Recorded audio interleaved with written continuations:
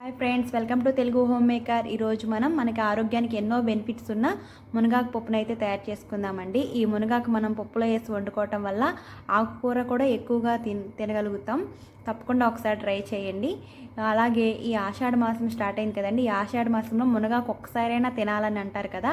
ఈ విషయం మీలో ఎంతమందికి తెలుసు? ఒకవేళ తెలిసినట్లయితే కమెంట్ చేయండి. అలాగే ఎందుకు తినాలంటారో కూడా కమెంట్ చేయండి. ఇప్పుడు మనం ఈ మునగాకు పప్పు కోసం నేను ముందుగా కందిపప్పును ఒక కప్ తీసుకున్నానండి. ఇది నేను 2 పర్సన్స్ సరిపోయేలా చేస్తున్నాను. ఒక కప్ కందిపప్పు తీసుకొని ముందుగా కడిగి ఒక గంట పాటు నానబెట్టుకున్నానండి. ఇక్కడ నేను నార్మల్ బౌల్లో ఉడికిస్తున్నాను. మీరు కావాలంటే కుక్కర్లో కూడా ఉడికించుకోవచ్చు.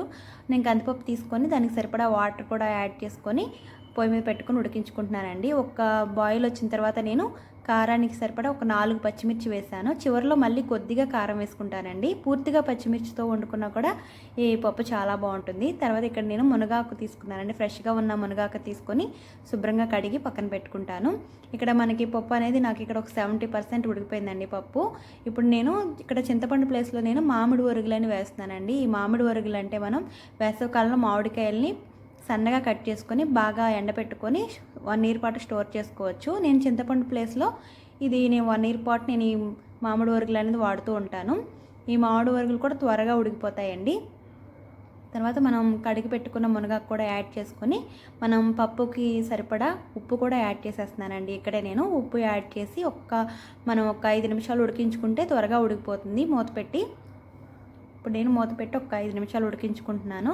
5 నిమిషాల తర్వాత మనం చివరిగా ఒకసారి కొద్దిగా పసుపు, అలాగే నేను ముందుగా పచ్చిమిర్చి చేశాను కదండి, 4 పచ్చిమిర్చి చేశాను. తర్వాత కొద్దిగా కారం వేసుకుంటున్నాను. కొద్దిగా కారం వేసి ఒక్కసారి కలిపి మనం స్టవ్ ఆఫ్ చేసేసుకుందాం. స్టవ్ ఆఫ్ చేసుకొని దీన్ని మనం ఒకసారి మెతుపుకుందామండి. పప్పుని మెతుపుకొని తాలింపు పెట్టుకుందాం. ఇక్కడ నేను నువ్వుల నూనె అనేది వాడుతున్నానండి పోపుకి. నెయ్యితో పెట్టుకున్నా కూడా చాలా బాగుంటుంది. ఈరోజు నేను నువ్వుల నూనెతో అనేది పోపు పెట్టుకుంటున్నాను. ముందుగా ఆయిల్ వేడి చేసుకుని తర్వాత వెల్లుల్లి రెబ్బలు వేసుకున్నాను. తర్వాత 3 ఎండుమిర్చి, కొద్దిగా జీలకర్ర, ఇంగువ, అలాగే ఆవాలు, ఇంకా నేను మెంతిపిండి కూడా వేస్తున్నానండి దీనిలో కొద్దిగా. ఇలా మనం మెంతిపిండి యాడ్ చేయటం వల్ల స్మెల్ అయితే చాలా బాగుంటుందండి.